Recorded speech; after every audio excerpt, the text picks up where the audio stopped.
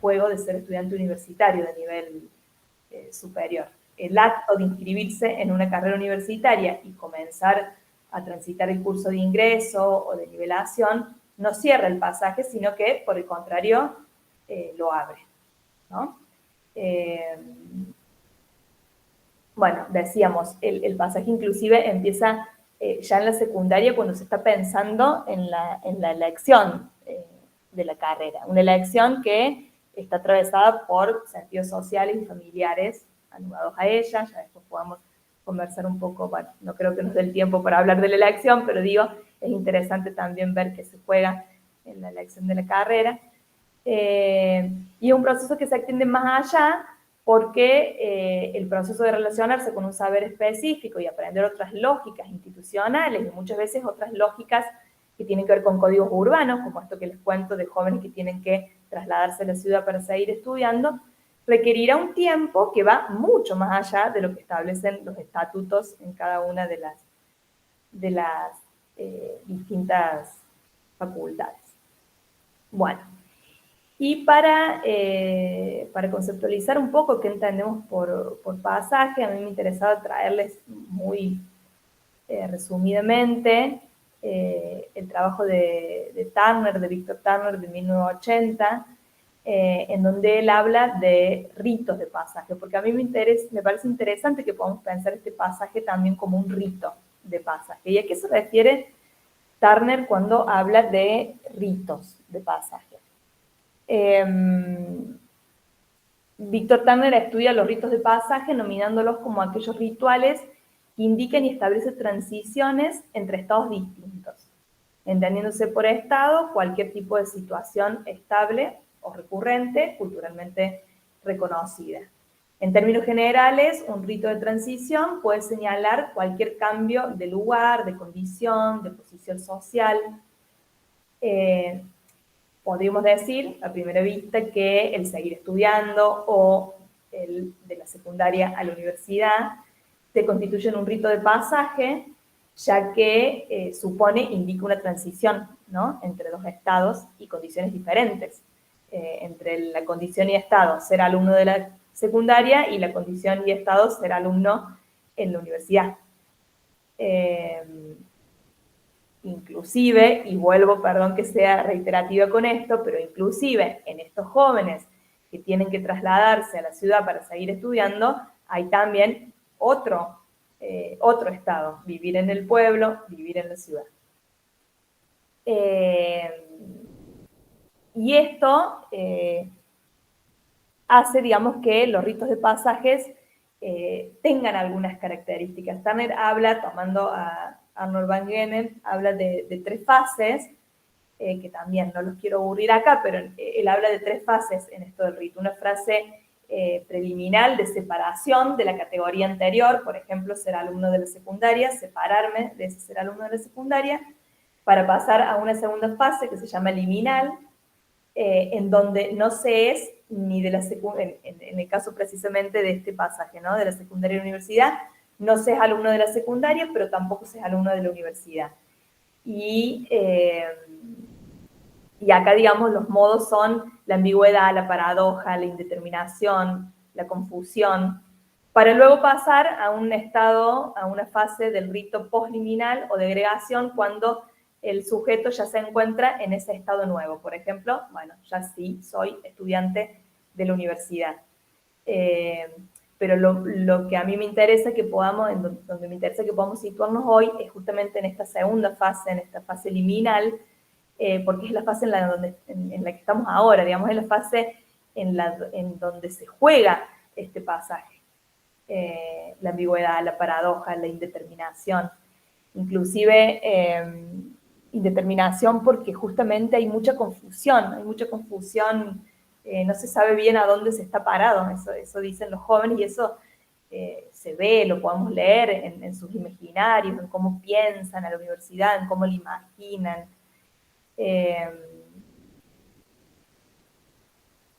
Y como les decía, lo propio de este estado liminal es la ambigüedad, la paradoja, la indeterminación, y esa confusión siempre se ha dado en el paso de la secundaria a la universidad, pero nosotros hemos visto en la investigación y también en las experiencias de extensión, que les comentaba Guillermo que hemos llevado a cabo, hemos visto que esa indeterminación en este escenario se ha hecho ostensiva, ¿no?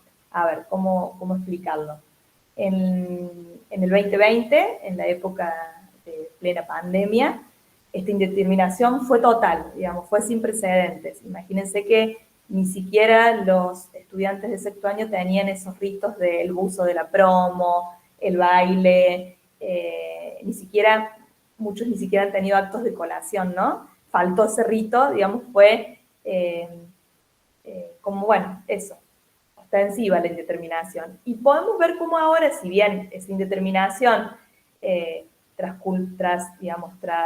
volver a la presencialidad y que todo más o menos se encarrile, ha disminuido, sigue existiendo de una manera como con un plus de indeterminación. No es lo mismo la indeterminación con lo que los jóvenes hoy eligen una carrera, se inscriben en la universidad y se van a estudiar, no es lo mismo hoy, en el 2023, que hace 4 años, en el 2019. Y ese no es lo mismo, tiene que ver con la pandemia. Ya en un rato vamos a conversar un poco más sobre esto. Bien, bueno, llegamos a la parada 1, terminar la secundaria.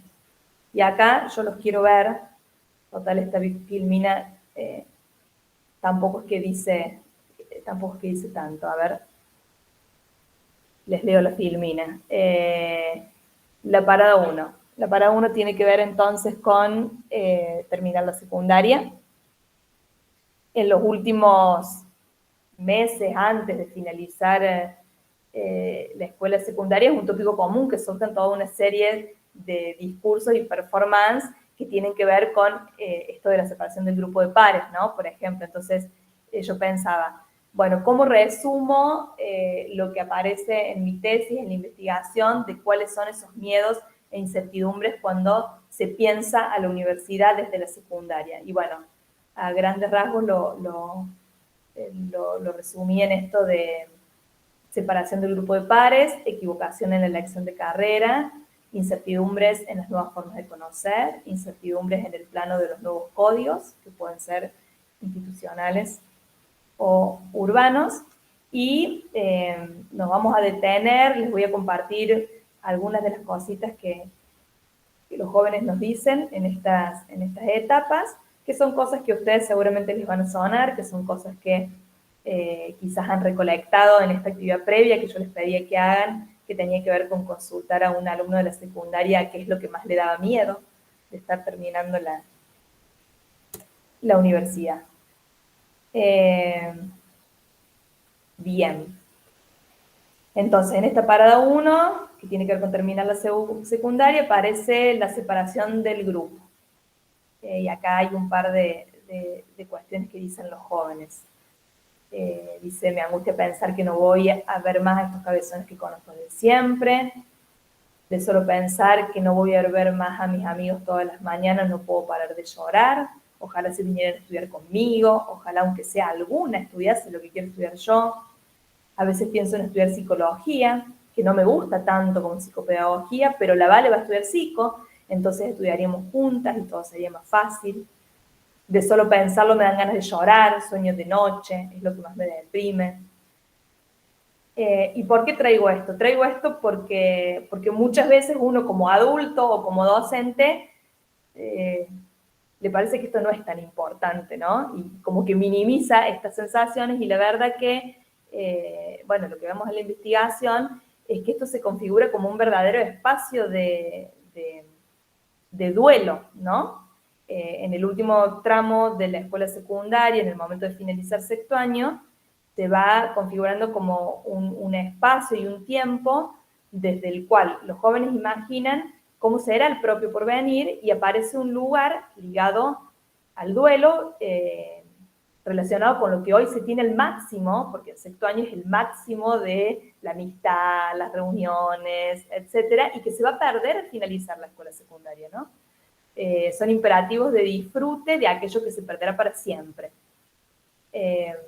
Aparece como también cierta exageración, pero realmente es vivido con esa intensidad y con esa angustia, porque digo, uno como adulto, como docente puede decir, bueno, pero no es que no vas a ver más a estos cabezones que conoces de siempre, no es que no los vas a ver más, simplemente cambian algunas condiciones. Bueno, la sensación de ello es de la pérdida, ¿no? Del duelo. Y en ese contexto eligen carrera y en ese contexto se inscriben en la universidad. Aparece como una especie de anticipación a la disolución del grupo, lo cual implicaría un cambio en la vida cotidiana y genera el inicio de un duelo con todas las sensaciones que eso conlleva. Emergen entonces sentimientos de inestabilidad emocional, mezcla de tristeza, irritación, ansiedad, nerviosismo, impotencia, bloqueo, confusión. Todo esto es distintivo de este pasaje y tiene que ver muchas veces con esto de la separación, ¿no? De la separación del grupo de pares. Otra, seguimos en la parada de terminar la secundaria y comentarles que otro de los temores, otras de las incertidumbres aparecen en el plano del temor a equivocarse en la elección de la carrera. Las dudas en relación a la elección recrudecen a medida que se aproxima el fin del colegio secundario. Vieron que parece como que de repente, seguro ustedes lo han visto ahora, al volver de las vacaciones de julio, de repente todo lo que importa es que voy a seguir estudiando, y quizás 2 meses atrás estaban como muy tranquilos en ese sentido, pero después de las vacaciones de julio en el último año aparece, digamos, como, como todas las incertidumbres alrededor de qué carrera optar, y bueno, y también los jóvenes hacen el clic que elegir una carrera es deselegir otras opciones, ¿no? Acá en la filmina yo les comparto 2 viñetas que dicen los jóvenes. Una dice, es que si estudio música me muero de hambre, pero si estudio otra cosa estaría abandonando lo que me gusta, y entonces, ¿qué hago? Mira si me equivoco de carrera y pierdo un año. Tengo que concientizarme que lo que elige es para toda la vida. No puedo andar haciéndole perder plata a mis viejos. Entonces acá aparece el tiempo como irreversible y la elección como 2 mundos antagónicos. Si elijo una cosa, pierdo absolutamente lo otro. Y acá yo les comparto estas viñetas porque por ahí es interesante que pensemos como adultos y como docentes qué les estamos diciendo a nuestros jóvenes para que ellos sientan el tiempo como irreversible, que sientan, digamos, que la elección es para toda la vida. Hay algo, digamos, en el discurso de los adultos que estamos transmitiendo para que la elección sea vivida con este peso, ¿no? Bueno, lo dejo para que sigamos pensando. Seguimos en la parada 1, en terminar la secundaria, y otra de las incertidumbres, otro de los planos en donde aparecen los miedos, es en el plano del conocer. Y esto es súper interesante porque tiene que ver con la relación con el conocimiento, que es uno de los ejes que vamos a trabajar también en la parada 2, en el ingreso a la universidad, y es el eje que nos convoca a nosotros como docentes, la relación con el conocimiento. Los jóvenes, cuando están desde la secundaria mirando la universidad, hablan como si la universidad fuera otra cosa. Hablan de que la universidad es otra forma de estudiar, otra la forma de leer, para lo cual implica otra forma de conocer, y eso les da inseguridad. Ellos dicen, yo ahora me quejo cuando tengo que estudiar 5 hojas, y me cuesta un montón estudiar 5 hojas, no sé cómo voy a hacer para leer esos libros gigantes de la universidad. Definitivamente no voy a poder, porque yo estudio de memoria, y en la universidad eso no se puede, dicen. Entonces, digamos, acá A ver, esperen que... Sí. Entonces acá aparece esto de la relación con el conocimiento que les decía recién, y de vuelta, ya en un ratito vamos a caracterizar de qué hablo de relación con el conocimiento, pero acá nos podemos preguntar también, ¿qué les estamos diciendo a nuestros jóvenes cuando hablamos de cómo se estudia en la universidad? ¿Qué les estamos diciendo a nuestros jóvenes cuando desde la secundaria los hacemos estudiar para una evaluación? ¿Cómo enunciamos ese otro modo de estudiar? ¿Por qué imaginan nuestros jóvenes en la secundaria que la universidad es otra cosa con la que no van a poder? Y por último, también en la parada 1 de terminar la secundaria, esto de los miedos a los nuevos códigos, nuevos códigos, nuevas lógicas, que yo acá las dividí en nuevas lógicas escolares y académicas, estas cosas que tienen que ver más con el orden de los modos de manejarse en la universidad, que son súper diferentes a los modos de manejarse en la secundaria. Me hablan de que te sacas un 4, y si sacas un 4 probas, pero yo digo, ¿cómo con un 4? Pero parece que en la universidad un 4 es un 6, no sé, no entiendo, que terminas la materia, pero que tenés que rendir una cosa que se llama final y otra que se llama coloquio, y si no los 2 años se cae, no entiendo nada. Dicen que en la universidad no hay libreta, es cierto. Bueno, todo esto, ¿no? De las nuevas lógicas que ellos van escuchando ya en la secundaria y que genera un desconcierto absoluto. Y luego, en algunos casos, como estos casos de los jóvenes que yo investigué en la tesis y algunos casos que ustedes también conocerán, de los estudiantes que tienen que irse a la ciudad, y ahí aparece lo de los nuevos códigos urbanos, ¿no? Me da terror pensar en que tengo que caminar en esa inmensidad gigante de la ciudad, me da miedo, no conozco a nadie, nadie me conoce a mí, y bueno, y ahí aparecen una serie de persecuciones, ¿no? En relación a la ciudad como algo amenazante, como algo peligroso. Bien, entonces, en torno a todos estos miedos y a todas estas incertidumbres cuando nuestros jóvenes están en la secundaria, con todo esto en la cabeza, imaginan la universidad. Veamos ahora qué pasa cuando llegamos a la universidad, ¿no? Y ahí ya estamos en la parada número 2 del ingreso a la universidad. Al ingresar a la universidad, como dice acá la Firmina, se produce un nuevo encuentro o desencuentro con los conocimientos científicos, filosóficos o literarios propios de la carrera elegida, pero también con una cultura particular que requiere la apropiación de sus códigos, sus costumbres, sus lenguajes y lugares. Y esto exige un tiempo en el que se va conociendo y reconociendo esta nueva cultura, y en el que además cada sujeto se va pensando a sí mismo como partícipe o no de ella. El peso de las trayectorias sociales y escolares se visibiliza en los modos en que los y las jóvenes que ingresan a la universidad van construyendo en un orden temporal su relación con el conocimiento y la universidad como horizonte posible o imposible. Y acá aparecen varias cuestiones importantes. Primero, esto del peso de las trayectorias sociales y escolares, y luego esto de la relación con el conocimiento como tornando la universidad como posible o imposible, ¿no? Y acá es sumamente necesario que nos detengamos en esta noción de trayectoria social. Sé que también la van a trabajar con Beatriz Greco en el próximo conversatorio, porque cuando estuvimos conversando con ella, ella dijo que iba a trabajar con esta noción de trayectoria.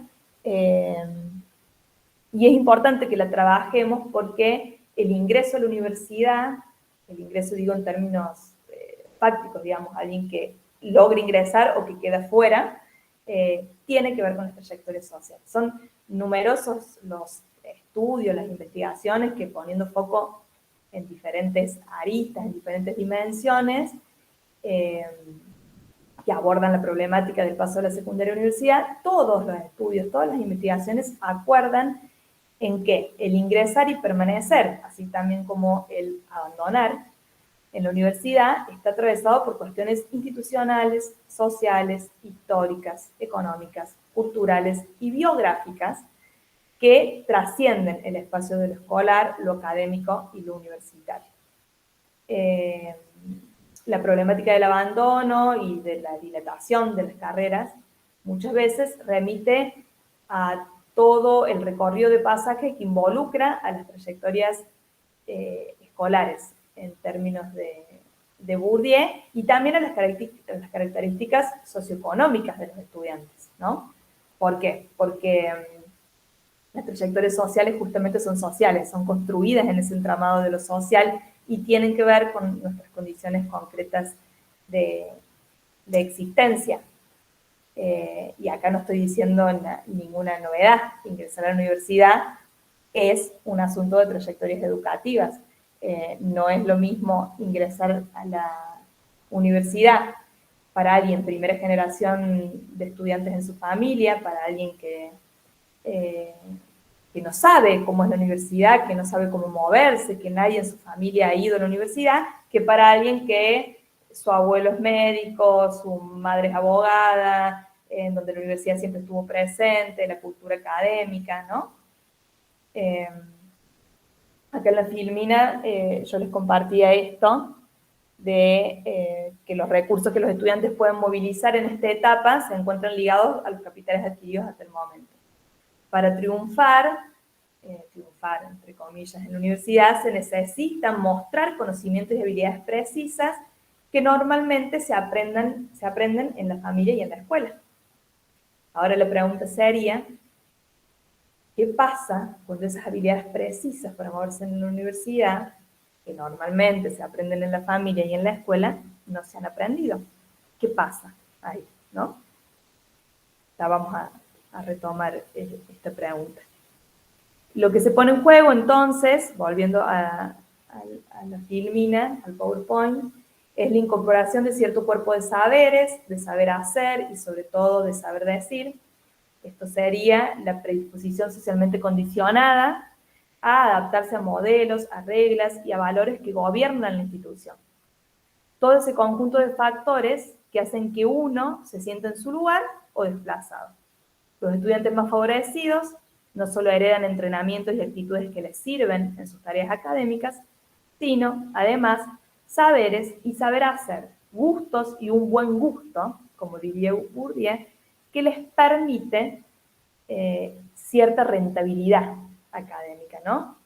Entonces acá, a mí me parece importante que como docentes nos preguntemos, esos miedos que aparecían recién en los imaginarios, esos miedos ligados al tiempo para estudiar, que vamos a necesitar ahora en la universidad, a la cantidad de hojas para leer, esa idea de que estudiar en la universidad era distinto, esto de que acá en la secundaria estudio de memoria y allá en la universidad dicen que no se puede.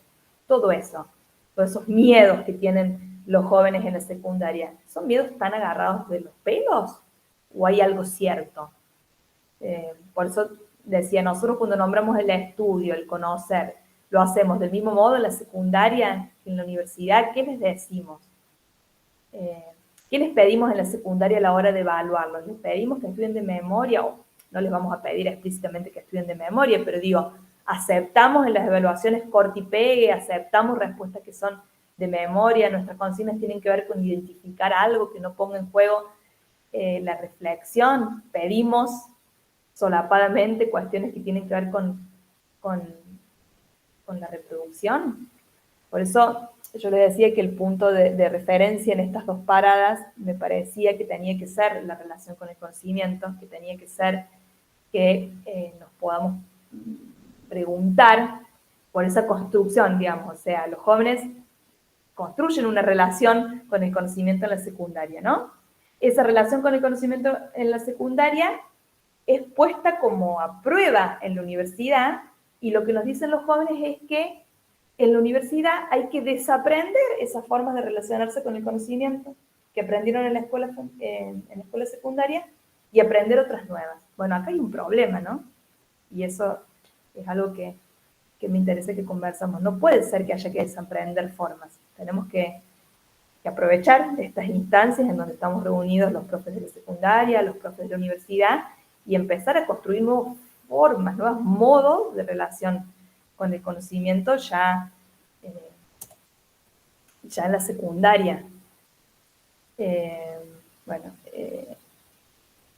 acá en esta parte del PowerPoint, lo mismo que venimos diciendo, digamos, los rasgos específicos que adquiere el enfrentar el ingreso y el primer año pone en tensión y problematiza las trayectorias académicas, las historias de vida, los recorridos de cada uno en términos de relación con el conocimiento, el ejercicio del nuevo oficio de estudiante, en este caso el oficio de estudiante universitario, requiere la interiorización de lógicas y el dominio de las exigencias intelectuales y formas de apropiación de los conocimientos disciplinares específicos de cada carrera. Por eso la relación con el conocimiento es lo primero, digamos, que se pone a prueba en el ingreso. Acá yo recopilé un par de preguntas que los jóvenes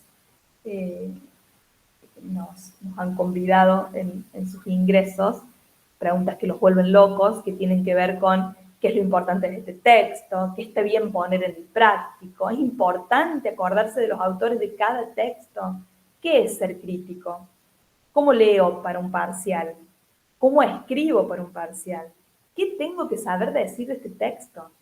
Tengo que poner en el parcial esas palabritas que repite, que le gustan al profesor, las tengo que poner para poder aprobar. ¿Qué tengo que hacer para aprobar?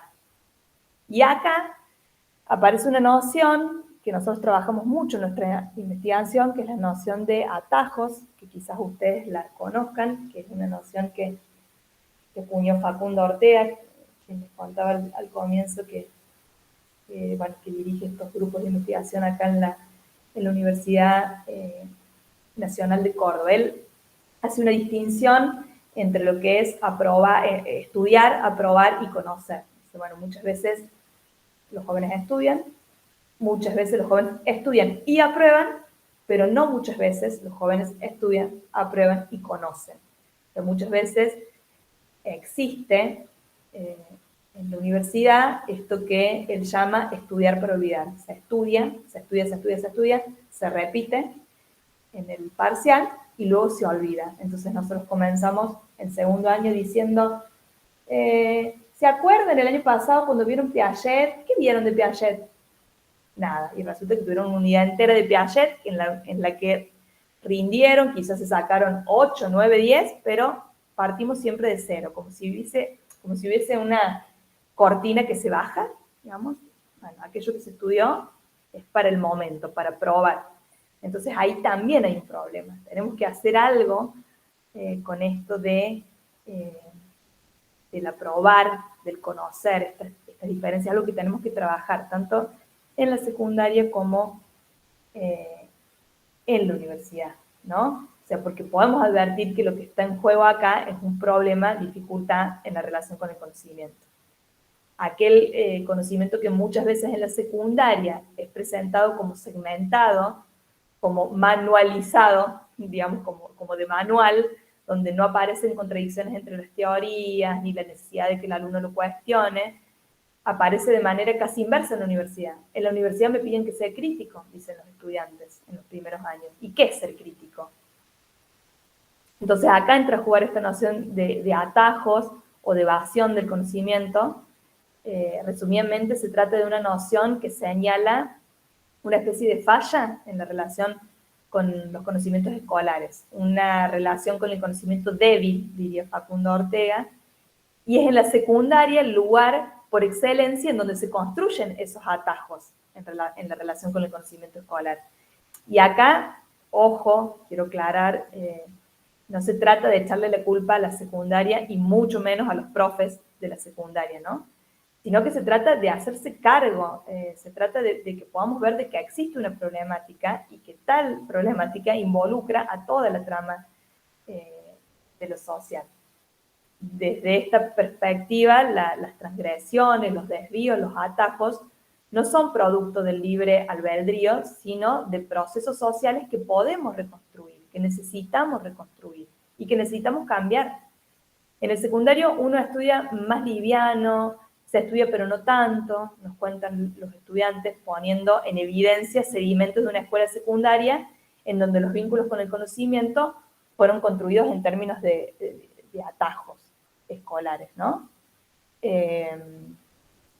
Pero ¿por qué pasa esto, no? ¿Y qué podemos hacer nosotros como docentes? Y acá otra cosa que es importante es saber que nuestra propia relación con el conocimiento como docentes ayuda o impide una relación con el conocimiento auténtica en nuestros estudiantes, porque si nosotros como profes de la secundaria no enseñamos a tomar nota, no enseñamos a no copiar, no desandamos los dictados, y es muy esperable que nuestros estudiantes en el ingreso estén perdidos. Yo les cuento algo de mi tesis doctoral, en el caso de los estudiantes que yo seguí. Ellos tenían un profe de una materia de la especialidad, una materia que se llamaba metodología de la investigación, que era un profe que era como un profe raro, entre comillas, en el pueblo. ¿Por qué? Porque era un profe que había estudiado en la universidad. El resto de los profes eran profes con muy buena formación, digamos, pero no eran académicos. Este profe, que trabajaba en la universidad, les enseñaba en sexto año esta materia, metodología de la investigación, y el primer día les decía: yo no les voy a dictar, yo voy a hablar, vamos a ir haciendo cosas y ustedes van a tomar nota. ¿Tomar nota? ¿Y qué es tomar nota? Y les enseño a tomar nota. Y estos jóvenes, en el ingreso, reconocían que ese aprendizaje de cómo tomar nota los había salvado, que ellos no estaban tan perdidos como sus compañeros porque sabían tomar nota. Y yo digo, bueno, como esta cosa tan pequeñita de enseñarles a tomar nota, hay miles, y ustedes que son profes de la secundaria seguramente, mientras yo voy hablando, se les van ocurriendo, digamos, hay miles de micro actividades que como profes de la secundaria podemos hacer para que luego, cuando estén en la universidad, esa universidad no sea tan otra cosa, que haya algo del orden de lo ya sabido, ¿no? Lo mismo si nos ponemos del lado de los profes del ingreso. En la universidad, los profes del ingreso, ¿por qué no nos detenemos en indagar esta relación con el conocimiento y también en enseñar a construir nuevos modos? No demos por hecho de que los alumnos ya saben, ¿no? Porque lo que pasa en la universidad, y ustedes lo saben, es que los profes de la universidad decimos el secundario, que es un desastre. El secundario no los prepara. La secundaria, pero bueno, digamos, o sea, estamos ahí, estos estudiantes son nuestros estudiantes, y bueno, les enseñemos cómo leer un texto, les enseñemos también a tomar nota, o sea, nos metamos con esas cosas que la universidad pide para ingresar, pero que no enseña. Empecemos a enseñarlas, porque es nuestra responsabilidad como docentes. No esperemos que hagan un curso, que la universidad ofrezca un curso en donde se les enseñe a tomar nota, estudiar. No, lo hagamos nosotros, en nuestras aulas, con nuestros estudiantes, con nuestros contenidos. Bien. Bueno, no sé cómo andamos de tiempo. 10:15. 10:15. Vamos bien, Carlos. Dale. Acá en esta parte del PowerPoint, bueno, dos cuestiones que es lo que venimos diciendo, ¿no? Al ingresar al sistema universitario se juegan fuertemente las trayectorias, el peso de los años de escolaridad primaria y secundaria, en donde por lo general la relación con el conocimiento se maneja en términos unívocos, es decir, hay un saber, hay alguien que lo posee, ese saber, y lo que se debe hacer es conocerlo y reproducirlo. Esta forma de relación con el conocimiento muchas veces tropieza, choca con el modo en que se supone tendrían que posicionarse en la universidad. Bueno, esto es como una síntesis de lo que estamos diciendo. A lo que no entiendo lo estudio de memoria, dicen los jóvenes. Recordemos que estudiar y conocer no son sinónimos. Estudiar es una actividad que puede realizarse de múltiples maneras y no necesariamente implicará conocer. Conocer, en cambio, involucra una relación de implicación con el conocimiento en juego. No hay conocimiento si no hay relación con el conocimiento. Es un poco esto una invitación a meternos meternos en los modos en que el conocimiento sea experiencia como eso, en términos de Clear, como esa experiencia, como algo que me pasa, como algo que me transforma, como algo que hace que no sea el mismo una vez que entro en este juego, ¿no? Bueno, fuimos entonces por la parada 1, por la parada 2 y nos detuvimos recién en esto de la relación con el conocimiento. Les decía al comienzo que había la parada 1, la parada 2, el punto de referencia que era la relación con el conocimiento y que también había coordenadas. Y que estas coordenadas eran dimensiones. Y que estas dimensiones son estas tres que están acá en esta filmina. Una dimensión subjetiva, una dimensión institucional y una dimensión intersubjetiva, ¿no?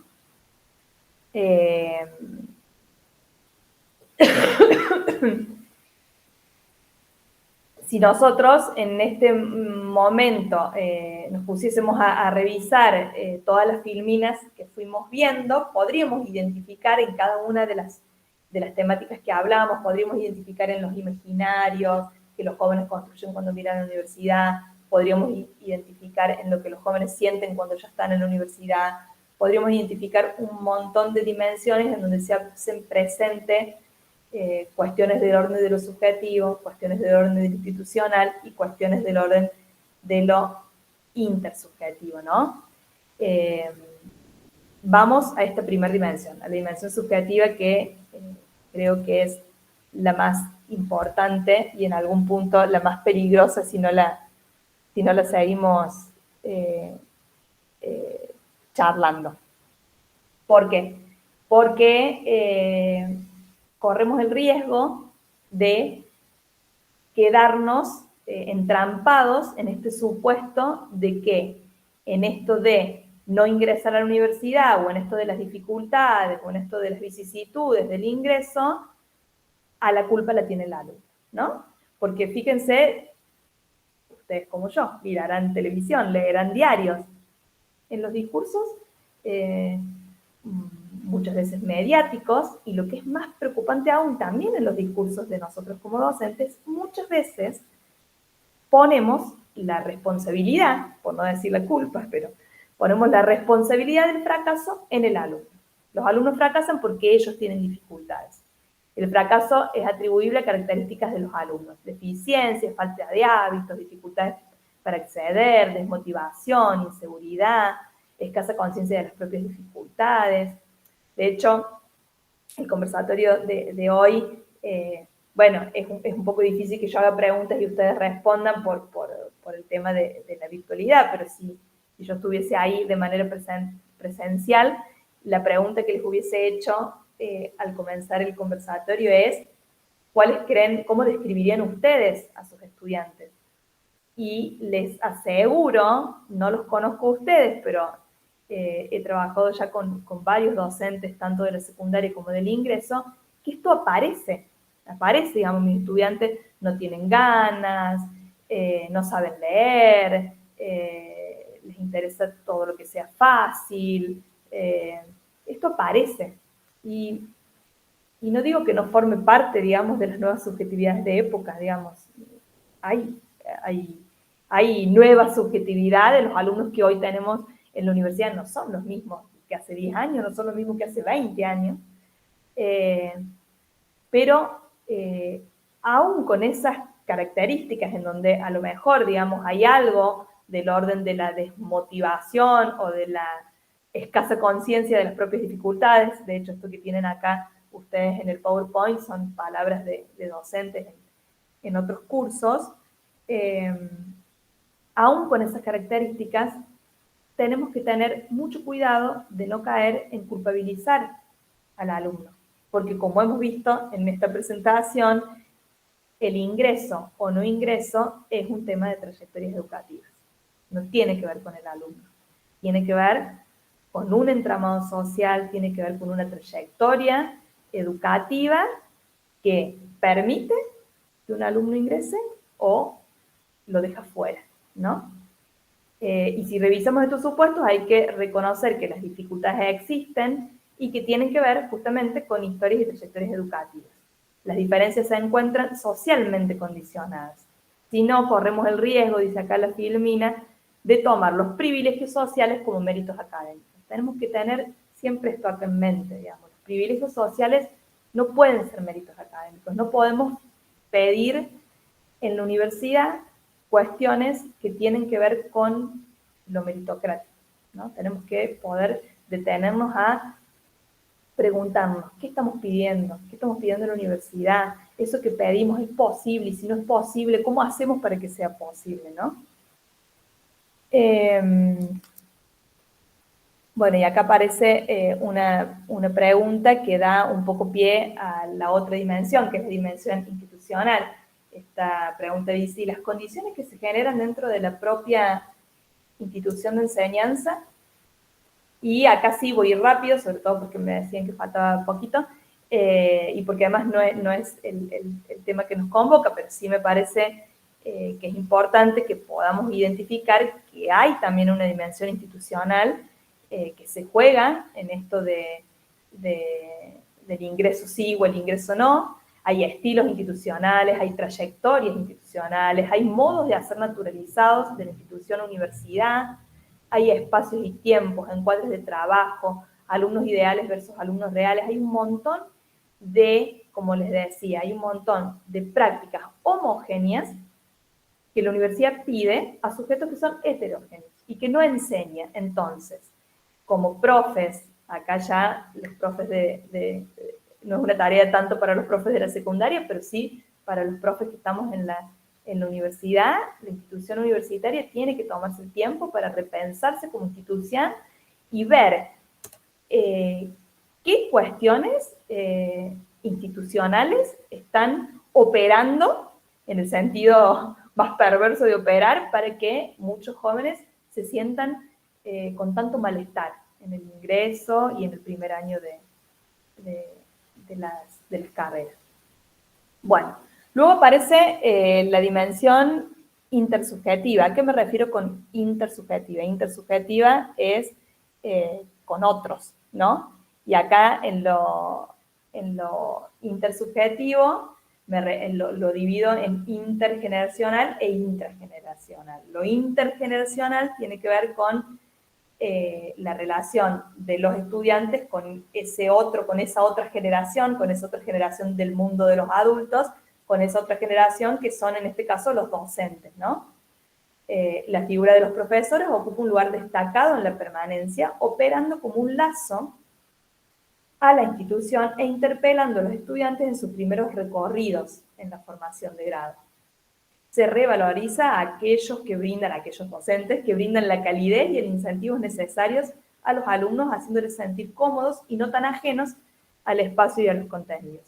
Los profesores de primer año constituyen actores institucionales claves a considerar en el diseño de políticas de admisión de carácter inclusivo. No me voy a detener acá porque además justamente es lo que van a trabajar ustedes en el próximo conversatorio con Beatriz Greco. Ustedes con ella van a trabajar esto de la figura del docente, de la autoridad, de lo que habilita o no un docente, pero sí es importante que si caracterizamos la problemática del ingreso a la universidad, tengamos muy presente de que el lugar, el vínculo que construimos con nuestros docentes en ese ingreso es fundamental para que ese ingreso se dé o no se dé. Y por último, lo intrageneracional, que es esto de la sociabilidad entre pares, ¿no?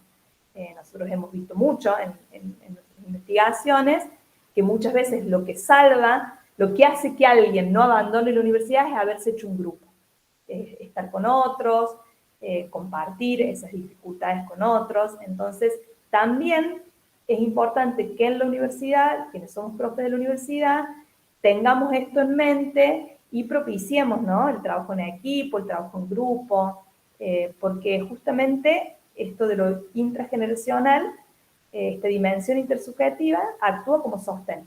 O sea, el profesor, la figura del profesor actúa como sostén y el grupo también actúa como sostén, muchas veces, digamos, siendo crucial en esto de la filiación.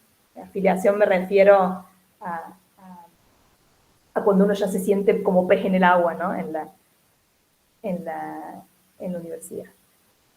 Bueno, esas eran entonces las tres dimensiones que claramente nos hemos detenido en la dimensión subjetiva y las otras solamente las mencionamos. Y la pregunta entonces ahora es cómo generar espacios de acompañamiento, ¿no? Cómo construir, decíamos en la segunda o tercera filmina, herramientas de acompañamiento que aporten a mejorar las trayectorias educativas y a ubicar a la universidad como horizonte posible.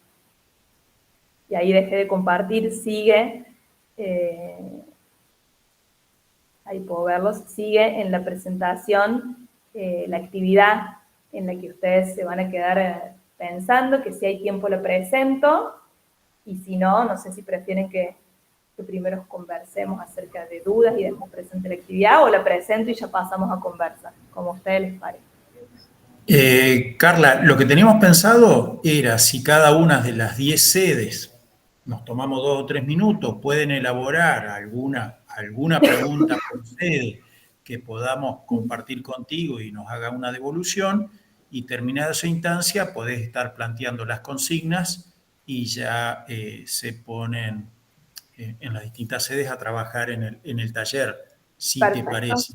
Claro, sí, claro. Bueno, entonces claro. digo, en función de la exposición clara y contundente de Carla en esta hora, yo invito a que por sede dialoguen entre ustedes 3 minutos, 4 minutos, y luego yo invito por sede si hay alguna consulta para hacer y la ponemos en este espacio común para que después, terminada esa instancia, Carla pueda plantear las consignas y ya se puedan poner a tallerear.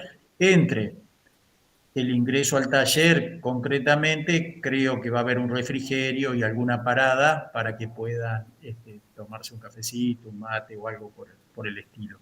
Así que... Y está muy bien porque tienen que pensar un montón en la consigna. Por eso, si quieren, yo tengo, son las 10:28, nos tomamos hasta las 10, no sé, 33, 5 minutos y hacemos un pasaje por una consulta por sede. ¿Estamos de acuerdo? Y si no, no sé qué vamos a hacer porque está difícil acá. Pero bueno, ¿hacemos así? Dale. ¿Cómo Listo. no? Bueno.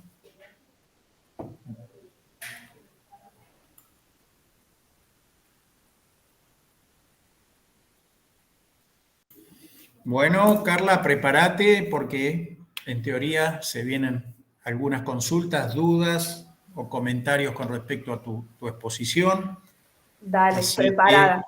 que, ¿estás preparada? Bueno, Estoy preparada. entonces yo voy a tratar de ir por sede para que nos hagan esa intervención, y no es obligación. Si hay una sede que no acordó qué pregunta o qué comentar, no pasa nada, pero sí para darle la posibilidad que se puedan expresar cada una de las sedes en caso de desearlo. Así que voy a empezar por Facultad de Bromatología, Gualeguaychú, si hay algún planteo para hacer.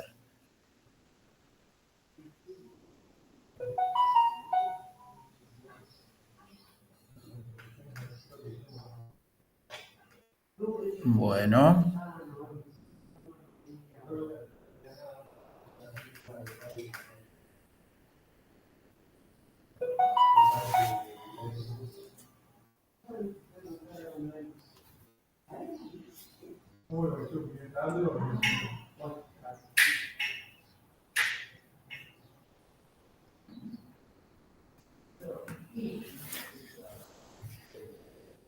Bueno, parecería que no han terminado de debatir qué quieren comentar. Lo que sí vamos a tratar de bueno, por lo menos empezar en función de los tiempos, ¿no? Después, porque nos va a estirar y nos va a quedar poco tiempo para tallerear, digamos, ¿no? A ver. Ahí hay dos manos levantadas, Vamos. Sí, Guillermo. sí, ahí la estoy viendo. Bueno, vamos, no sé por qué sede es Ciencia de la Educación. Brenda, me figura como Brenda. Se escucha poco.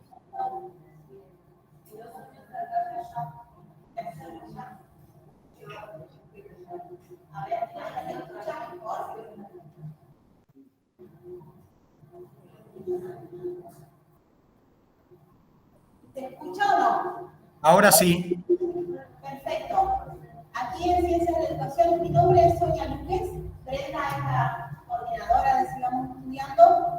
Fue poco el tiempo, pero queremos plantear lo siguiente. Nuestra pregunta se centra en lo que Carla planteó como el plano intergeneracional y nosotros particularizamos en la posición adulta, pensando tanto en los profes de la escuela secundaria como los profes de los primeros años de la universidad. Y es como una pregunta que formulamos rápidamente. Los desafíos, el cómo construir trabajo en equipo, tanto en los primeros años de la universidad como en los últimos años de la secundaria y entre estos espacios. Pues encontramos como un obstáculo recurrente en visualizarse estos adultos como corresponsables de estas trayectorias educativas de los estudiantes que ingresan.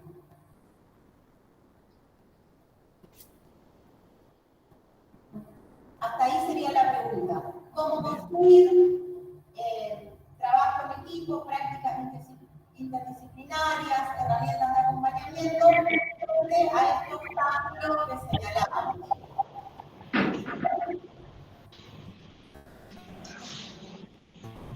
Bueno, Carla, como planteaste de enseñar a tomar nota, espero que hayas tomado nota de esta. Tomé nota. Bueno, Sí, vamos. tomé nota. Bueno, como les decía, ustedes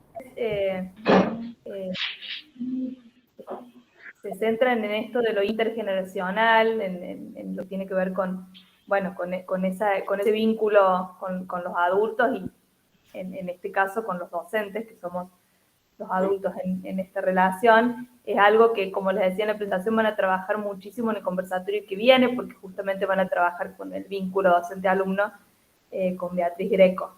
De todas formas, la pregunta es cómo construir o cómo dar respuesta a ese desafío de construir trabajo en equipo y prácticas interdisciplinares parados desde esto que me parece interesante, cómo lo plantean ustedes del adulto como corresponsable en las trayectorias, del adulto / docente como corresponsable en las trayectorias educativas. Me parece súper interesante que le hayan puesto este nombre de corresponsabilidad, porque es así. Ahora bien, la pregunta, ¿cómo construir? Y la verdad que me parece que es un poco así, en estas instancias, digamos. O sea, cómo construir es armándonos espacios en donde podamos encontrarnos. Entre niveles. La verdad que esto que ustedes están haciendo en este conversatorio, de encontrarse entre profes de la secundaria y profes de la universidad, no pasa en general, y es tan interesante. Yo no dudo de que ahora, cuando yo me vaya y ustedes se queden trabajando, que la idea es que puedan trabajar en grupos mixtos, digamos, en grupos en donde haya profes de la secundaria, donde haya profes de la universidad, van a salir cosas seguramente interesantísimas. Lo que pasa es que me parece que la forma es darle lugar a los protagonistas, que son ustedes, y darle espacio para que ustedes puedan diseñar, porque digo, puede ser que a alguien encargado de políticas públicas de la universidad se le ocurra tal y tal cosa, pero no es lo mismo si sale de una idea de ustedes, que son los que están ahí. Entonces me parece que cómo construir es eso, generando espacios, y creo que este es uno. Luego, bueno, no sé, me parece que por ahí más en la práctica cotidiana de uno como docente, armar uno estos espacios de acompañamiento con otros docentes, no sé, siendo profe de la escuela secundaria, siendo profe de la escuela secundaria, yo dando psicología, poder conversar con la profe de matemática, el profe de educación física y de historia sobre nuestros alumnos, encontrarnos, tomarnos unos mates, aunque sea una vez cada 15 días, y poder pensar juntos, y lo mismo entre los profes del ingreso, digamos, pero eso como una cuestión más, más cotidiana. Me parece que la única forma es pensar con otros, o sea, la salida no es individual. No sé si respondo la pregunta. Bien, bien, Carla. Le damos la pregunta a la Facultad de Ciencias Económicas.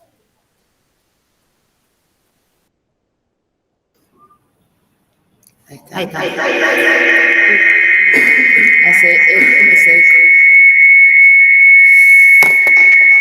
ven, vamos a hacer. Acá. Ahí, claro. Acá dice desactivado. ¿Se escucha? Sí, sí. Bueno, ahí.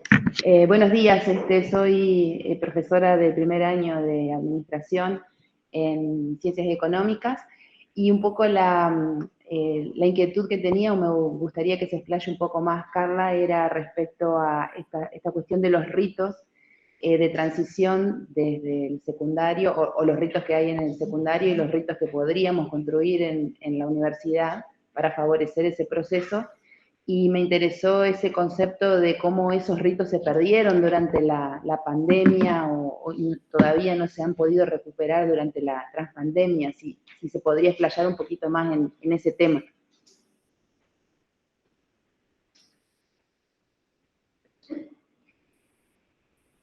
¿Se habrá escuchado?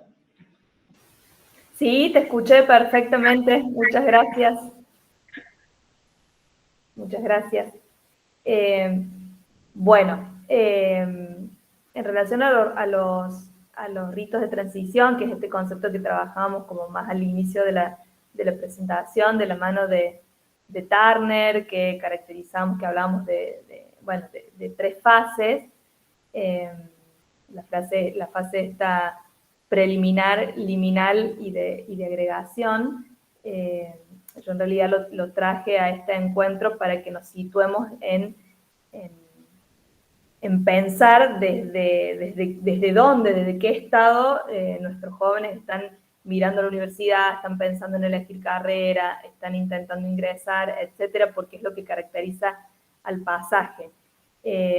No es que como institución universidad podamos nosotros construir otros ritos, digamos. Los ritos se dan en el orden de lo social y se dan cuando uno pasa de un estado a otro. Entonces es una caracterización del periodo, no es que nosotros como institución podamos crear nuevos ritos, pero sí reconocer que estos ritos de pasaje son necesarios, y lo que yo decía es que en la pandemia estos ritos de pasaje ritos que tienen que ver con cuestiones objetivas que muestren que uno pasó de un lugar a otro. Entonces, el buzo de la promo, el baile de egresado, el acto de colación, la libreta universitaria que dice estudiante de la Universidad Nacional de Entre Ríos, digamos, esos ritos son importantes, hay que darle lugar. No es que nosotros podamos construir nuevos ritos, pero sí entender que son necesarios, y lo que decía es que en la pandemia 2020 esos ritos no existieron directamente, luego se fueron recuperando, digamos, porque hoy volvimos a los usos de la promo, volvimos a los bailes de egresados, pero quedó como un sedimento de eso que pasó en la pandemia en términos de ambigüedad y confusión, porque antes se tenía muy en claro cómo eran, por ejemplo, los cursillos de ingreso. Antes se tenía muy en claro, digamos, que uno se inscribía, cursaba, rendía un parcial, ya sea múltiple opción o a desarrollar, el profesor lo corregía, si ingresaba o no se ingresaba, y hoy todo eso adquiere nuevos matices y cada facultad vuelve a ser una clave de lectura desconocida, digamos, porque estoy hablando de la Universidad Nacional de Córdoba, entiendo que en la de Entre Ríos pasa algo similar, pero no lo sé, quizás ustedes me pueden contar. Acá más del 50% de los cursillos se han virtualizado, digamos, entonces ahora los chicos rinden mediante una computadora, y eso hace que el pasaje cobre otras características porque, por ejemplo, no se conocen en el cursillo con otros pares, entonces entran a primer año sin haber hecho ese contacto con otros en el cursillo, en Ciudad Universitaria, mientras estudiaban para el primer parcial. En otros cursos de ingreso está mixto, digamos, hay módulos que son presenciales y módulos que son virtuales, entonces ahí aparece esto de que hay jóvenes que todavía siguen teniendo problemas en relación a la conexión, a no saber cómo manejar estos dispositivos tecnológicos, entonces ahí aparece otro problema, otra cuestión que sobredimensiona la indeterminación, como decíamos, digamos, es un escenario en donde la indeterminación está más a flor de piel, digamos, justamente por todo esto que fue quedando de la pandemia, y ni hablar si nos detenemos, bueno, yo soy psicóloga, entonces, si bien hacemos investigación desde un enfoque socioantropológico, muchos del equipo de investigación somos psicólogos y psicólogas, entonces no podemos dejar de mirar, por eso también les quería contar a ustedes también lo deben estar viendo, que hay efectos subjetivos muy grandes, y sobre todo en los jóvenes, de lo que fue la pandemia. Hay fobias sociales, hay mucho miedo a hablar en público, hay miedo al contacto con el otro, y eso nosotros vemos que tiene que ver con lo que fue la pandemia. Los jóvenes y los ancianos son los que más consecuencias negativas están teniendo hoy en términos subjetivos de lo que fue la pandemia, y bueno, y eso tiene que ver con estos jóvenes, ¿no? Con los que estamos trabajando, por eso lo traía a colación. Bien, Carla. Bueno, a las distintas sedes que faltan, los invito, ya los nombro, pero digamos, si las preguntas coinciden o han sido respondidas en cierta forma por Carla, seguimos adelante con otra consulta, ¿no? Entonces voy a la Facultad de Ciencias de Alimentos, que había pedido la mano.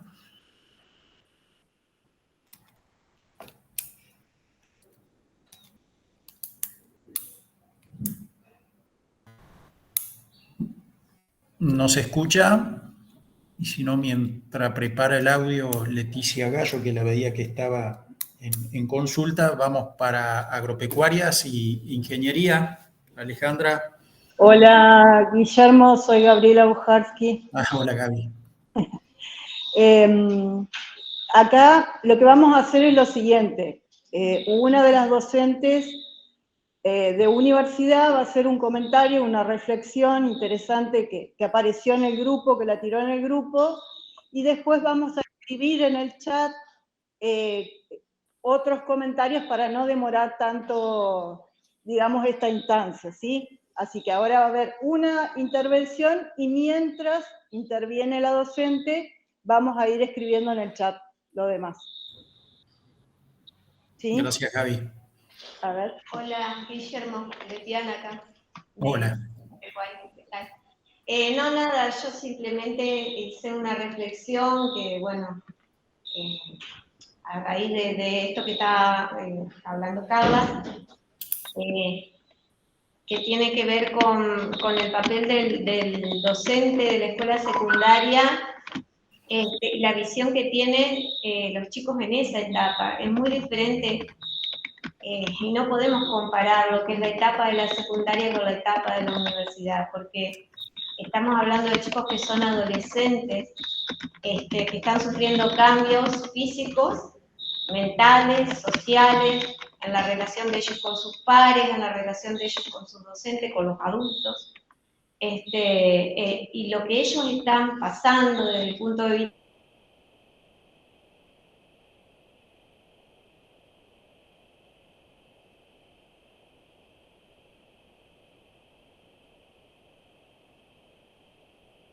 físico y mental, es más importante para ellos lo que les está pasando por dentro que lo que le podamos brindar los profesores de la escuela secundaria desde la física, la matemática o lo que fuera. Entonces, ¿por qué? Porque ellos se están formando como personas. Entonces, ya el pasaje de la universidad ya tenemos chicos que ya pasaron por esa formación como personas y tal vez su objetivo o su prioridad sea formarse en otras cosas. Ahí sí adquirir conocimiento y tal vez formarse como profesionales y tener una salida laboral rápida. Pero en la etapa de la escuela secundaria valorizo que es tan importante la figura del docente de la escuela secundaria porque el docente es un adulto, es una persona y ellos necesitan un espejo, necesitan alguien o alguna referencia en qué mirarse y tal vez copiar. Tengo presente en mí la figura de los que fueron mis docentes, que realmente fueron como referentes míos.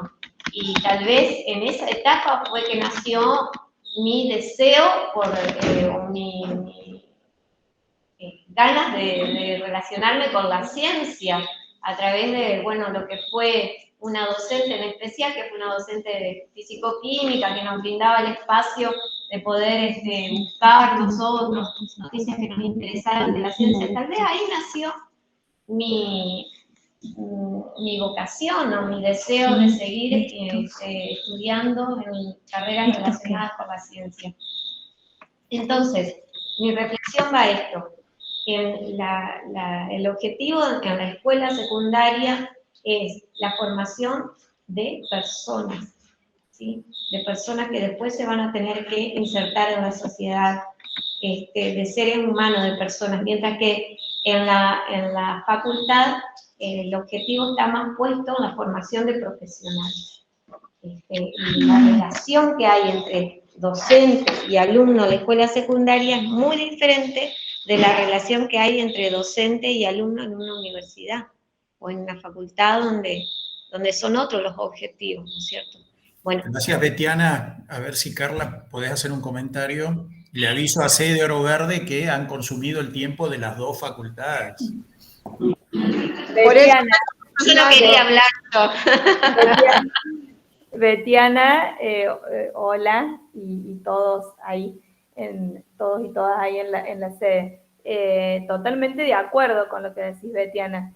Sabés que mientras te escuchaba, vos hablabas al último de la figura del docente y decís que en tu caso esas ganas de relacionarte con las ciencias tuvo que ver se te venían a la mente algunos profes, y es muy psicoanalítico esto que decís. Freud tiene un texto que se llama Sobre la psicología del colegial, en donde él recuerda su encuentro a partir de un encuentro con un antiguo profesor, recuerda qué es lo que se jugaba en ese estar en la secundaria. Estamos hablando, Freud es un texto de 1914, digamos, mucha agua pasó bajo el puente, pero él en ese texto dice que el camino hacia las ciencias y que las ganas de relacionarse con las ciencias pasó exclusivamente por la figura de sus profesores, que es exactamente lo que estás diciendo vos, ¿no?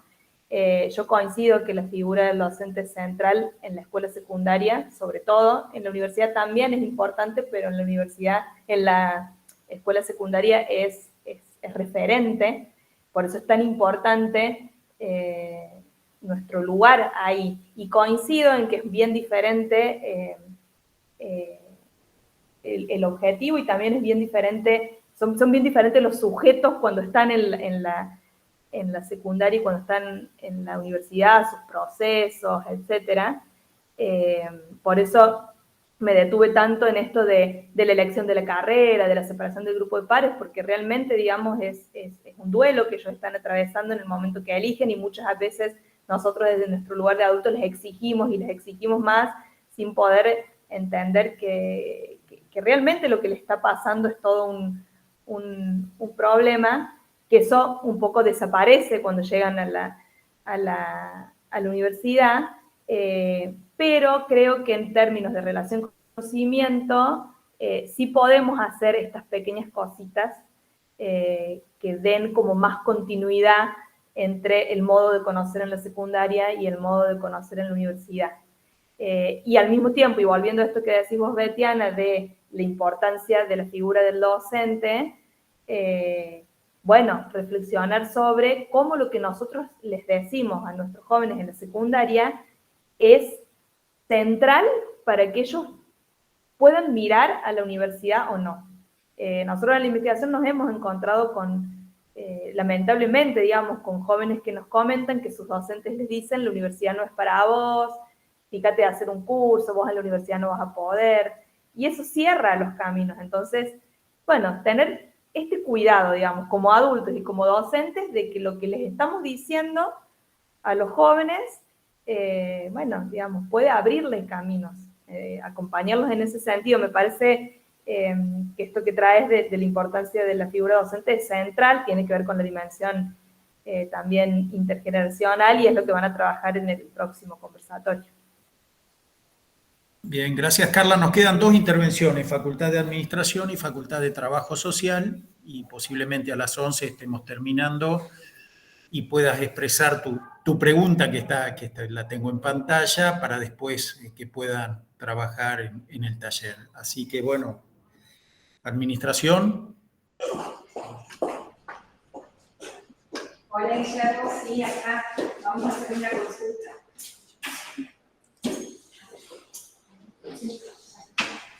Hola, ¿qué tal? No sé si me escuchan. Hola. Sí. Bueno, yo soy Cecilia, profesora de nivel secundario, y partiendo un poco de esta pregunta que quedó en la última preliminar de cómo generar espacios de acompañamiento, y también teniendo en cuenta la relación con el conocimiento, me queda una inquietud respecto a la evaluación. Hoy en día la escuela secundaria está posicionándose en un cambio casi diría de paradigma respecto a la evaluación, tomándola desde el lado formativo. Y creería que la universidad aún está desde lo que sería la evaluación sumativa, teniendo en cuenta que tiene instancias de parciales o finales para poder obtener una calificación numérica final, como que ese es su principal objetivo. Cuando en secundaria se hace mayor hincapié, más que una calificación, en todo ese proceso de aprendizaje que se va dando, digamos, para poder llegar a obtener una nota final. Entonces, como docente, me queda por ahí un poco la inquietud de cómo nosotros desde el nivel medio hoy generar estos espacios o de qué manera poder acompañar a los estudiantes para que, llegado el momento de su paso a la universidad, no tengan un cambio total en el modo de ver la evaluación.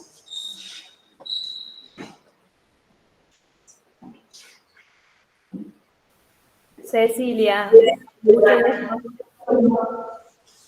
muy interesante la pregunta. Ah, perdón.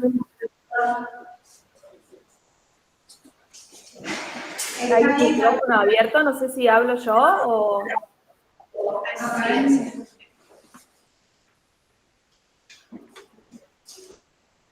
Ahí está. Bueno, esto que nos dice Cecilia, que nos trae la inquietud sobre la evaluación.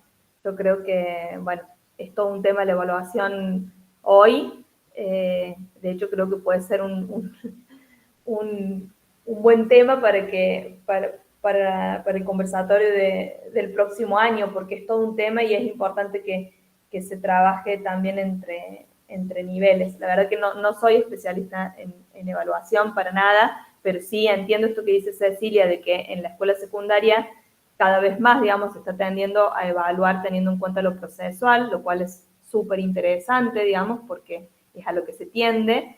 Y en la universidad la evaluación sigue siendo más sumativa, esto es, digamos, mirando resultados y no procesos. Ahora bien, muy de a poquito también en la universidad se está tendiendo a ir hacia la evaluación procesual y no sumativa.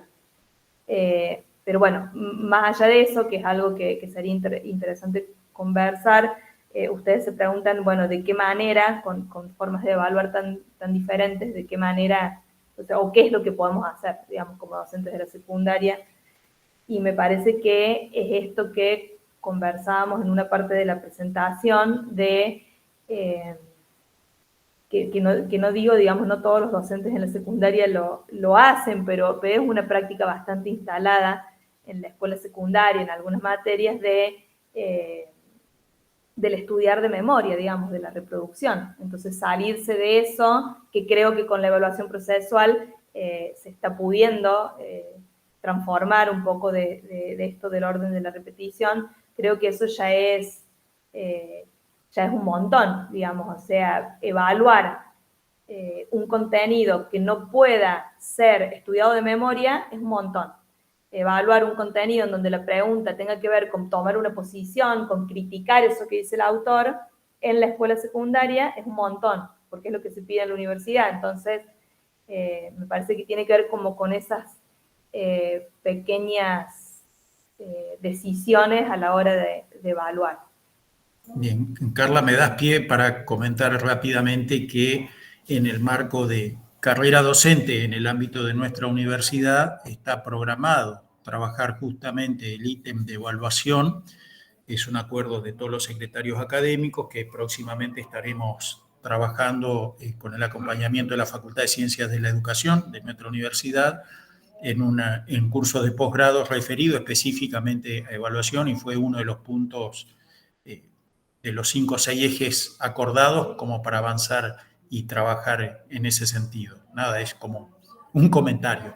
Bueno, vamos con la última pregunta o con comentario de trabajo social. Hola, buen día a todos. Nuestra intervención tenía que ver también con la anterior, justamente que nos pensábamos, recién acá conversando con los compañeros y las compañeras de docentes, sobre que reconocemos los rituales de pasaje, reconocemos, digamos, que también nosotros nos encontramos en esas zonas entre el sexto año y el último año de la escuela secundaria y el primer año de la universidad, y la pregunta tenía que ver con justamente que mantenemos los mismos modos de evaluación de hace mucho tiempo y que no hemos repensado esas estrategias que tienen que ver con reconocernos en esas zonas de pasaje y también entender quiénes son nuestros ingresantes, nuestros jóvenes que llegan a la universidad, y también reconociendo esas trayectorias previas que tienen como acumulación, ¿no?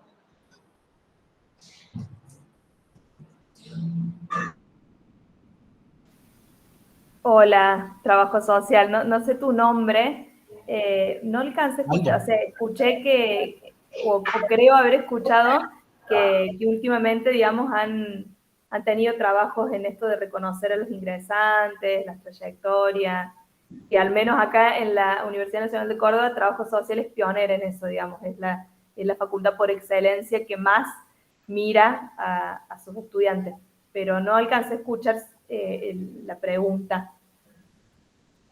Aldo, capaz que acercate al micrófono. Sí, ahí.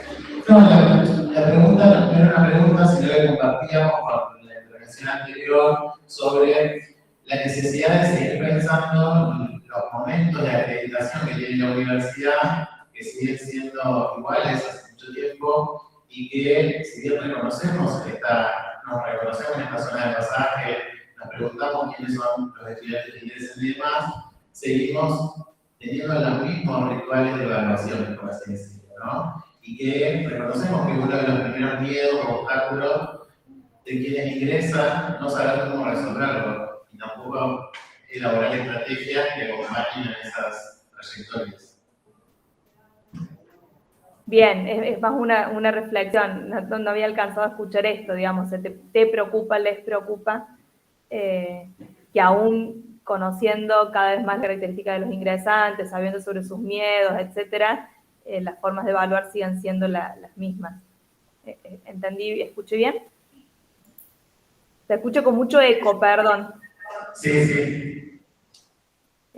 Sí, totalmente de acuerdo. Bueno, acá te decía, en la Universidad Nacional de Córdoba, en la carrera de trabajo social, es pionera, decía yo, en un montón de prácticas de acompañamiento y sostén, digamos, tienen varias, bueno, digamos, tienen varias figuras, como figuras de alumnos tutores que acompañan ahí en el ingreso, tienen, bueno, la modalidad, digamos, para ingresar no es virtual, sino que es presencial, bueno, tienen como algunas cuestiones en donde se hacen un poco cargo de estas dificultades de los estudiantes. Pero bueno, sí, es complejo, hace falta presupuesto, hace falta decisión política para, bueno, para poner el foco en esto, sobre todo en la forma coincido en la forma de evaluar del ingreso, que es bastante poco amigable en la mayoría de los cursos de ingreso y en la mayoría de las universidades. Bien. Bueno, en función del tiempo, Carla, vamos Sí. a hacer esto, si te parece. Nos planteas tu diapositiva número 22. Sí, no es la 22, es la 23. A ver, dame un segundo. Bueno, la 23 y vamos cerrando esta instancia para que después puedan trabajar en el taller con las consignas que ya tienen preestablecidas. Les recuerdo que en función de los tiempos habíamos puesto como la actividad terminando a las 12 horas, pero es simbólico, me parece que si hay ganas de seguir trabajando, discutiendo, charlando y aportando, me parece que deberíamos aprovechar este espacio para que esas cosas sucedan. Así que bueno, a ver, Carla. Bien. Estoy con micrófono ahí, ¿no? Porque ya me fui del... Sí, ¿Me sí, te escuchan? escucho. Sí, sí. Bueno, la consigna de trabajo en grupo, se las leo y luego ustedes verán que conversan, seguro van a salir cosas interesantes y por suerte, y esto me reentusiasma, voy a leer lo que ustedes produzcan hoy y nos vamos a volver a encontrar después de que además tengan el conversatorio con Beatriz, o sea que este trabajo recién está iniciando. La consigna que pensé tienen que ver con que vuelvan ustedes a la consigna previa, esta que yo les había pedido a los organizadores que les pidan a ustedes que vuelvan a esa consigna previa de socialización de los registros, mini entrevistas que ustedes habían hecho, que muestran los imaginarios de los jóvenes, y que relean esas respuestas a la luz de lo hoy conversado y que realicen una síntesis organizada en 2 apartados. En el primer apartado le puse el nombre de caracterización de nuestros estudiantes. Les pedimos que realicen una breve caracterización situada de los y las jóvenes con quienes trabajamos. ¿Qué sería esto? Preguntas orientadoras para el debate grupal y la elaboración de este apartado. ¿Cuáles son los imaginarios que los y las jóvenes construyen sobre cómo es seguir estudiando en esta universidad? ¿Cuáles son, según los entrevistados, lo que más les cuesta qué es lo que más les cuesta del ingreso? ¿Qué dimensiones subjetivas, institucional, intrasubjetiva intervienen en la construcción de sus imaginarios? Es decir, que puedan como poner en común qué es lo que han recopilado en estas mini entrevistas y que puedan hacer una caracterización. Eso en un primer momento, en un primer apartado. Y en un segundo apartado, sí, ya pensar en propuestas de acompañamiento. Les pedimos ahora que piensen en 2 acciones, actividades concretas que consideren que pueden ayudar a construir imaginarios en donde la universidad sea posible. Esto es, imaginarios en donde la universidad aparezca como cercana, amable, disfrutable para nuestros estudiantes. Preguntas orientadoras para el debate grupal y la elaboración de este apartado. ¿Cómo colaboramos desde nuestro trabajo docente, ya sea desde la docencia, en el nivel medio o en el nivel superior, en que los y las estudiantes integren sus imaginarios a la universidad como una institución posible de transitar? ¿De qué manera ayudamos a deconstruir las representaciones excluyentes sobre la universidad? ¿Qué estrategias individuales, colectivas e institucionales podrían actuar como un mecanismo de contención y sostén para quienes están recién llegados a la universidad? ¿Hay alguna herramienta, propuesta que ustedes como docentes o como institución hayan puesto en marcha para acompañar a sus alumnos? ¿Cómo resultó? ¿Qué funcionó? ¿Qué no? ¿Qué les cambiaría? Bueno, esto es como un poco, por supuesto que no hace falta que respondan a todas estas preguntas, ¿no? Sino que son preguntas orientadoras para que ustedes debaten y puedan construir 1 o 2 acciones que se les ocurra sean posibles en la universidad o en la secundaria, ¿no? Donde ustedes estén trabajando. Bueno, Carla, están claras las consignas, tenemos los coordinadores en cada una de las unidades académicas que van a contribuir a que el debate suceda, más allá que los docentes van a contribuir y aportar a ese espacio, así que no me resta que agradecerte realmente por estas horas de trabajo que hemos mantenido, quizás no decirte adiós porque en unos días más nos volveremos a encontrar. Nos vemos de vuelta, sí. Con tu devolución y bueno, como la tecnología nos avanza, en principio si estaríamos en un auditorio, te estaría proponiendo que te aplaudamos y en este caso o te podemos abrir micrófonos y aplaudir o posiblemente a través de la reacción del aplauso lo podríamos hacer. Así que nada, agradecerte a vos y te voy a aplaudir. No hace falta el aplauso, pero fue un placer realmente, por esta un placer vida, estar conversando con ustedes hoy. Muchas gracias. Bueno, gracias. Bueno. Muchas gracias. Nos vemos pronto. Gracias a todos y buen taller. Que tengan una buena jornada, sí. Saludos. Chau, chau.